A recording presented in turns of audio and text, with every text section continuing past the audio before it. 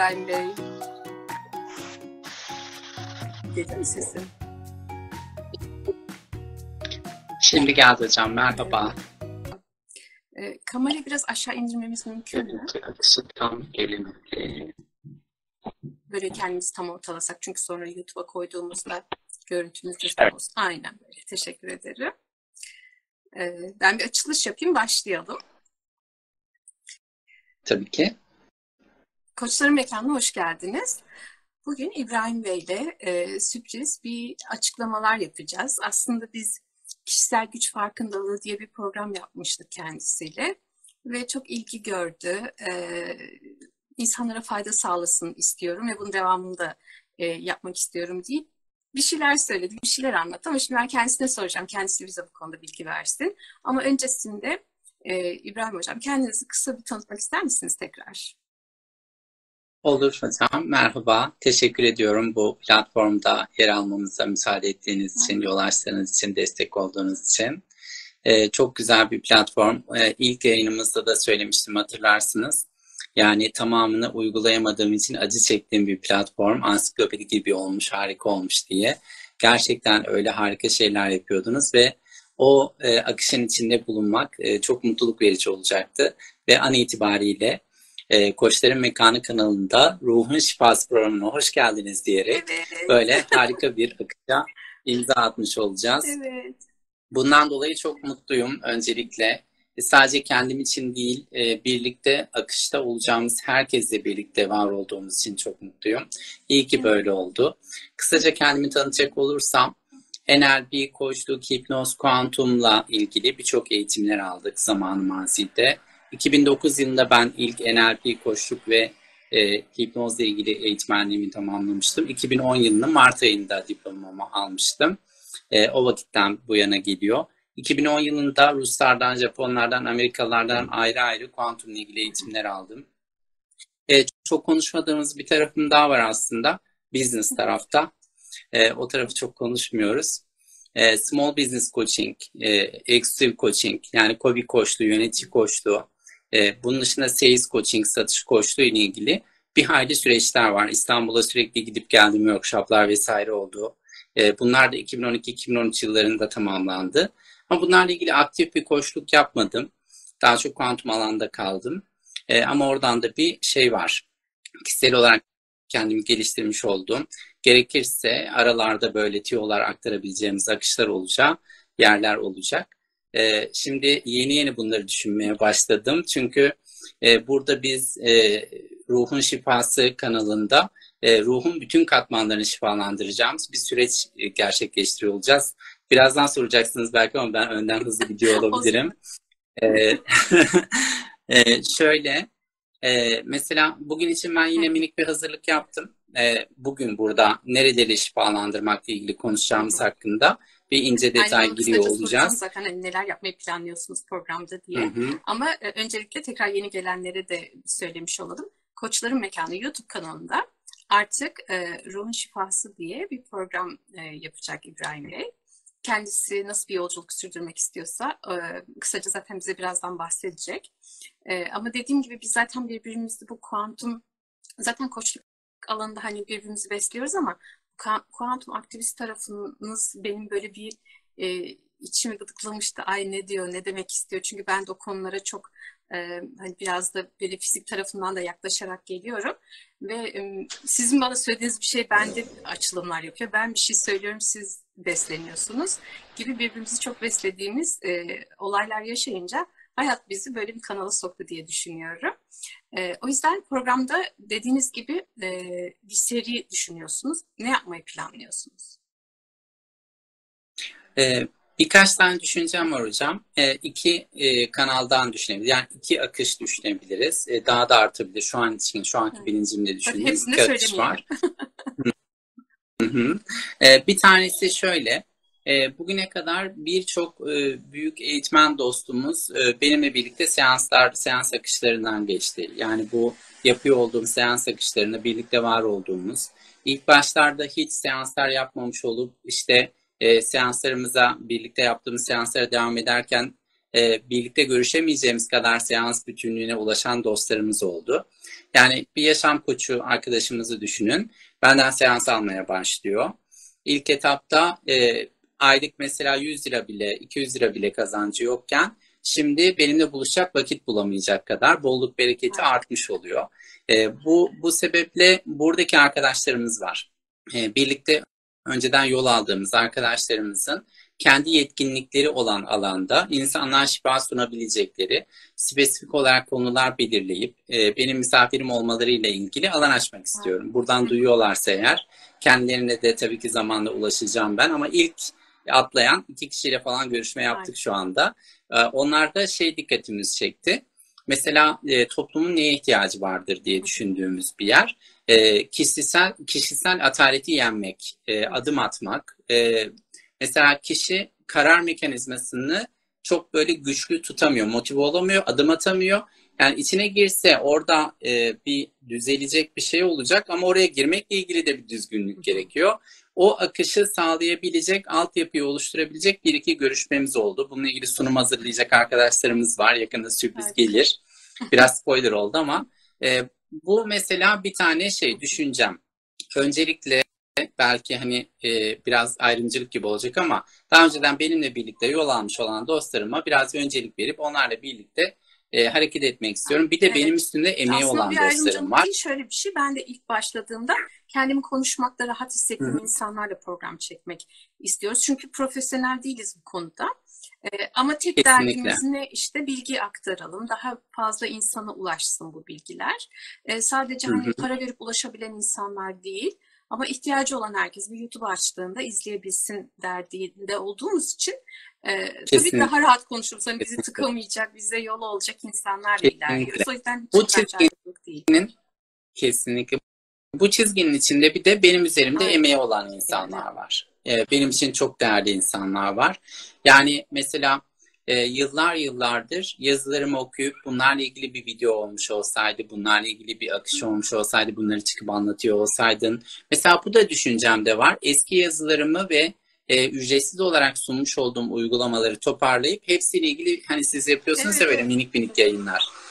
Böyle minik yayınlar yapıp size atıyor aslında olmayı işin mesela sırrı düşünüyorum. onu da söyleyeyim. Ben de önceki yazdığım yazılardan o videoları hazırlıyorum dediğiniz gibi. Çünkü yazıda kalınca okunmuyor. O zaman. Onları kısa videolara çevireyim istiyorum. Evet. Harika. Bunların yanında bu bir akış bu taraf. Ve bir tane de şöyle ruh deyince bunun içinde zihin var, beden var, kalp var. Yani bunların hepsiyle beraber ruh var. Hatta bedenin tüm hücrelerinin tüm derinliklerinde o en küçücük noktalarda bile hafıza var ve onun frekans aralığı var. Buradan ben kuantum aktivist deyince ne demek istediğimi de anlatacağım. Onu da merak ediyorsunuz anladığım kadarıyla. Kuantum aktivist diyor bu ama ne diyor yani? Benim içime doğan bir şeyler var zaten dediğim gibi o benim içimi gıdıklayan bir şey var. Tabii ki ama sizin dilinizden siz ne demek istiyorsunuz? Sizde nasıl bir açılım yapıyor o kelime onu merak ediyorum. Kısaca onları da şimdi değineceğim. Öncesinde söyleyeceğim küçük bir şey de şu.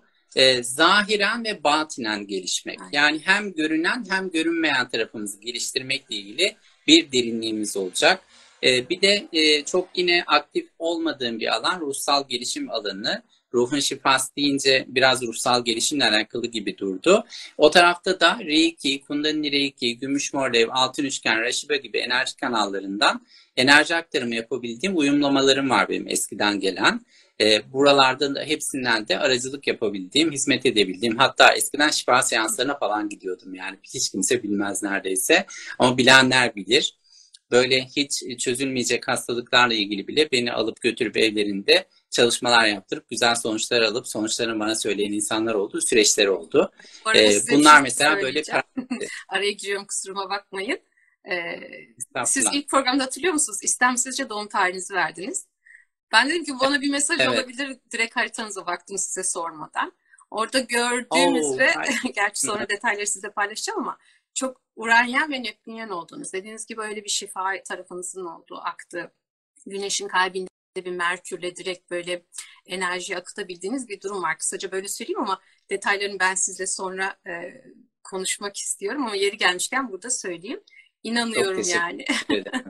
Allah razı olsun. Harikasınız.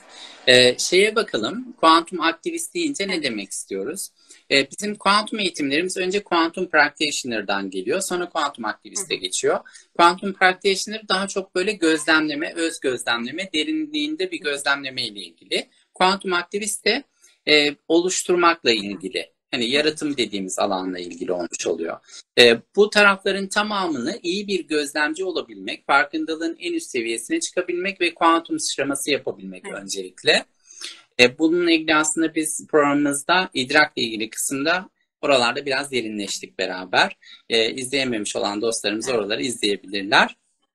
Kuantum aktivist tarafındaki derinliğimiz şöyle, dalga boyutunda bir derinliğimiz var. Şöyle dalga boyutunda derinliğimiz var. Biz sürekli olarak sinyal yayıyoruz. Ve bu sinyallerimiz oluş seviyesinden yayılıyor aslında. Hani mesela öylesine düşünüyor olduğumuz bir yerden yayılmıyor. Ben o yüzden bir önceki programı, sizden sonraki Hı hı. programı, hatta henüz Yayınlanmadım, yayınlanmayan hazır. programı değil mi? Bundan Yeni sonra hemen o yayınlanacak olan. çıkacak. Ben izledim, çok harika. Evet, o programda fark etmişsinizdir. Oluş seviyesinde öz kabul Hı dedik hı. mesela. Öz kabul var, oluş seviyesinde öz kabul var. Onun derinliğine nasıl indiğimizle ilgili ne hissettiniz hocam? Sizden kısaca bir dinleyelim. Arkadaşlar Yani biz merak etsinler şöyle biraz. ba- ş- hatta yazdık, yani not böyle başlıklar vardı. Onları tek tek yazdık. Dediğiniz gibi izlesinler, merak oluşsun. Tamam, Ama harika. not bir de Çok onları spoiler var. altına yazdık, yani madde madde. Güzel derinleşiliyor madde madde. O derinliğe indiğimizde ki çok büyük bir hediye. Yani e, ciddi anlamda çok ciddi hediyeler bizim koçların mekanında var. Sadece benimle ilgili değil. Bütün Evet, arkadaşlarımızın ben yaptığı de ona çok uygulamalar ciddi inanıyorum ya. Böyle hediyeler herkesin çok içeriyor. saf bir enerjiyle gelip orada bilgisini akıtmaya çalıştığına çok inanıyorum.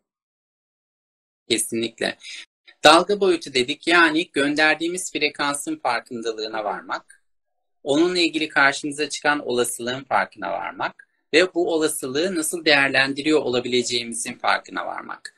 Burası çok değerli. İkincisi, 7 adımda bunu şimdi anlatacağım aktivist tarafında. Parçacık, kütle tarafında. Bütün parçacıklar, parçacık deyince yani bu bir duygu olabilir, bu bir maddesel bir şey de olabilir, olmayan bir şey de olabilir, her şey olabilir. Yani uçuşan bütün bilgi parçacıkları diyelim.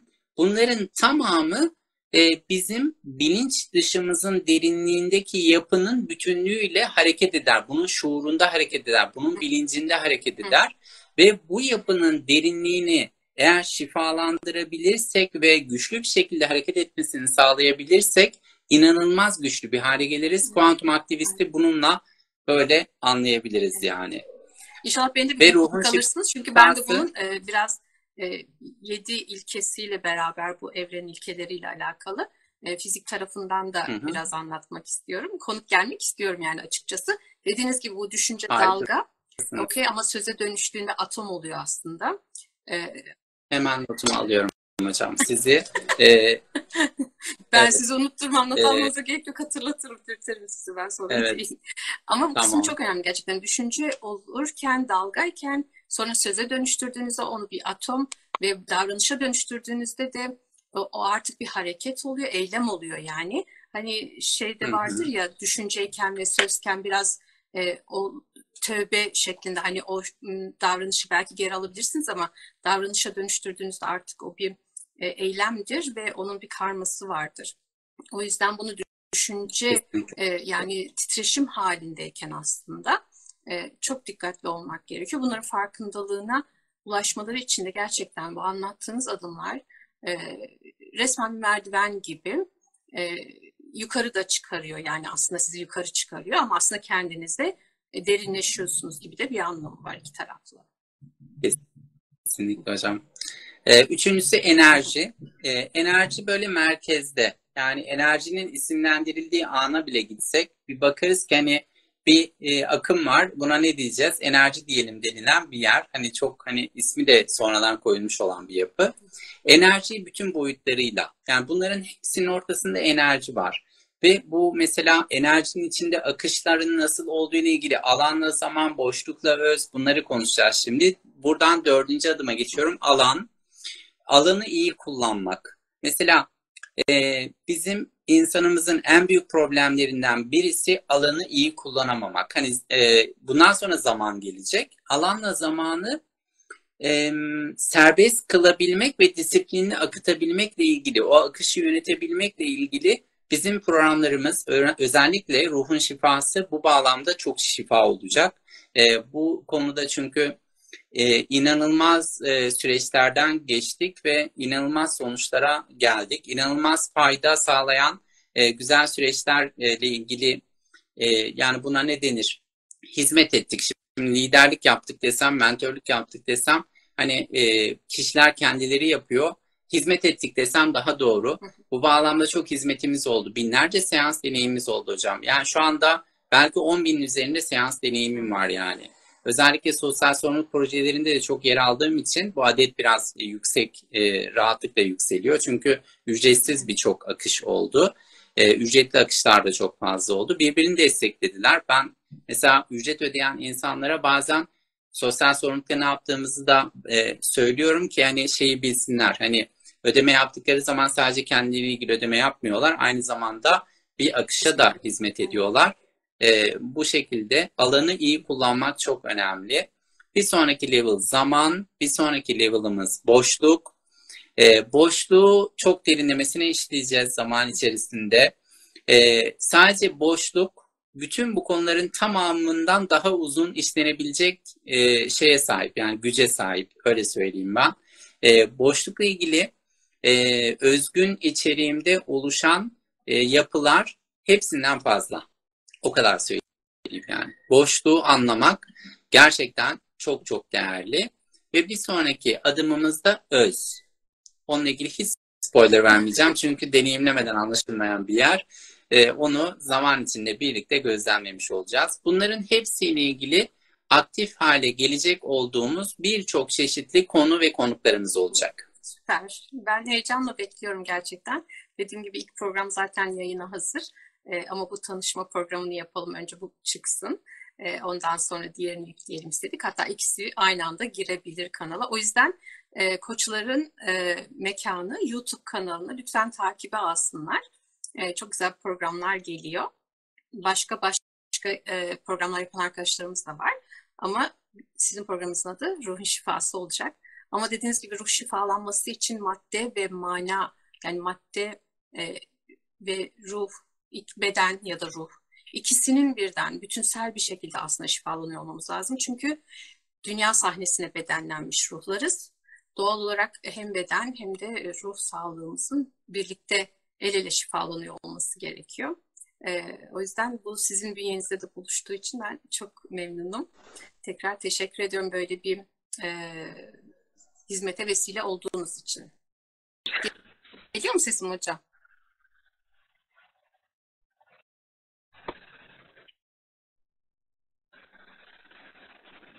Evet hocam. Böyle bir kesiyor geliyor ama toparlayacak gibi. Tamam. Son sözlerinizi alayım o zaman ben. Programımızı kapatalım. O arayı keseriz zaten. Tamam. Ne diyelim? Ruhun şifasında hep birlikte buluşmak üzere. Hoşça kalın diyelim. Evet. Hep birlikte olalım, biz olalım. Ruhun Şifası programı yapacak İbrahim Bey. Bir seri hazırladı. Kısaca onlardan bahsettik zaten. Ve ilk programda dediğim gibi yayına hazır. Bu tanışma programından sonra onu da yayına koyuyor olacağız. Bizi YouTube'dan takip etsinler. Soruları varsa videoların altına yazabilirler. Biz özenle okuyor ve cevap veriyor olacağız. Ben kendi adıma söyleyebilirim bunu. Teşekkür ederim. Var mı son eklemek istediğiniz bir şeyler? Özellikle uyanıklık yapmalarını rica ediyorum. Çünkü burada çok ciddi hediyeler var. Bu hediyeleri kullansınlar istiyorum. Yaşamlarına yansıtsınlar istiyorum. Ben artık şunu asla kabul etmiyorum. Benim seansa ödeyecek param olmadığından seans alamıyorum. Hayır. Koçların Mekanı var. Koçların Mekanı'nda çok saygıdeğer hocalarımızın inanılmaz değerde eğitimleri sundukları, tamam bazılarını az sunuyor olabiliriz. Bununla birlikte derinliğini siz eğer güçlü bir şekilde elinize alırsanız, ki şu anda yayına girecek olan diğer videomuz yayın içinde de belirttiğim gibi 28 bin liralık bir değere sahip. Direkt olarak yani. Nokta atışı. Eğer 28 hafta uygulayabilirlerse müthiş bir hediyeyi kendilerine sunmuş olacaklar. Biz bize düşeni Allah'ın izniyle sonuna kadar yapıyoruz. Lütfen herkes de kendine düşeni yapsın. Kendini sahiplensin. Kendine değer versin. Kendinin layık olduğunun farkında olsun. Herkesten bunu istiyorum. Çok teşekkür ederim. Ağzınıza sağlık. Biz Ben programlarımıza teşekkür devam ediyor ediyorum. olacağız. Ara ara belki böyle gene canlılar açar, ufak tefek bir şeyler söyleriz. Herkes kendine iyi baksın. Bir dahaki programda görüşmek üzere o zaman. Hoşça kalın diyorum. Hoşçakalın. Görüşmek Görüşürüz. üzere.